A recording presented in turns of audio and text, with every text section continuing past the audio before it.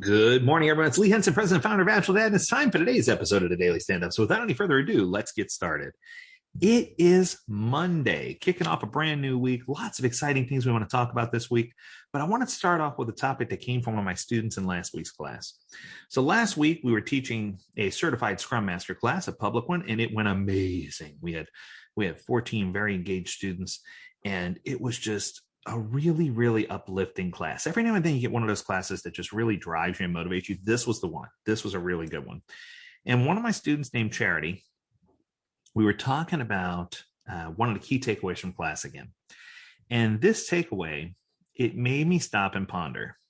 She mentioned, quote, "The one thing that I really took away from this is that product ownership is incredibly important because whether you're talking about leadership or whether you're talking about directors or whether you're talking about teams, whether you're talking about product owners, when you say yes to something, in essence, you're saying no to something else."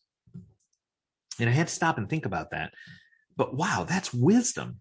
So I'm going to say it again. Saying yes to something means you're saying no to something else. Charity, I love it. So basically, what she was trying to encapsulate is that too often, let's just take it from a leadership perspective. When we say yes, we're going to take on more projects or additional work, or when we say yes, that we're going to take on additional teams or additional structure, or when we say yes, that we're going to commit to doing some things, that means in essence that we're mapping out that time and we're mapping out those people, and we are saying no to something else that could be potentially valuable. So I guess one of the big concepts or takeaways or ahas from this was that anytime we say yes to something, it comes time for a retrospective, or it comes time for an introspective where we look back and say, was that yes the most valuable yes? And what are we saying no to? What are we sacrificing to get there? And I think this is most easily understood from product ownership. Now, I had an experience recently with a couple of product owners from Apple. And what they were telling me is that it's easy for them to say yes to the right things because they say no to so many things. So I'm going to say that again. It was easy for them to say yes to the right thing because they say no to so many things. And I sat and thought about that. And I said, how easy would it be for us to really dig in and say no when we needed to, if we knew we were saying yes to the right thing? So I guess that begged the question, how do we get to the point as an organization, as a product owner, as a Scrum Master, as a team member, that we know we're saying yes to the right things? And I think there has to be some steps that you have to take to get there. I know, for example, in training, when I'm building training modules, one of the things that they teach us is to use something called the ADDIE method, or ADDIE, where you analyze, right, design, develop, implement, and evaluate. So when you analyze, I guess it's a quick analysis of what you're saying yes to make sure it's something not only that you can do, but that you want to do. When you get into design, this is where you're focusing on the bigger picture. What is it you're trying to do, and making sure you have your head around exactly what the other person is asking for. Develop is when you go through the build process of building out whatever features or work items you need to do. Implement is when you actually implement it and get it out to your end consumer. This is the release cycle. And then finally, evaluate.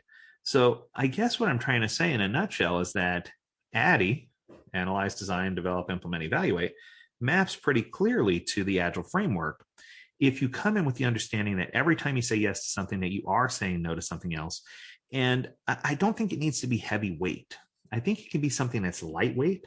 I think it could be a lightweight evaluation. I think it could be just a quick assessment. I don't think you have to go through and do a broad financial and risk analysis and assessment of everything that you're doing. But I think that it is important from an Agile perspective that we at least focus on those things and at least get to the point where we can be masterful about what we're trying to achieve, and where we can say we have a full understanding. And it reminds me, I know this sounds silly, but it reminds me of the television show, Say Yes to the Dress. When those young women say yes to something, that means they're saying no to every other potential dress out there. And I know how hard it is when you're making a critical decision, something that could impact the future of your company or the future of your product or service. I realize that it's really hard to say no. But I also realize that when you say yes to something that you're positive about, or that helps you feel good, or that builds you up, that it's going to help you understand that what you're saying no to is totally okay. But if you feel in your gut that it's not that saying yes to this is going to slow you down or stop you from doing something that's potentially going to help you, then saying no is the right answer. And I've seen many episodes of that show where the bride, wants to say yes to a specific dress, but they know maybe that their mother wouldn't approve it, or that one of their friends says it's not the right one, or whatever the case may be.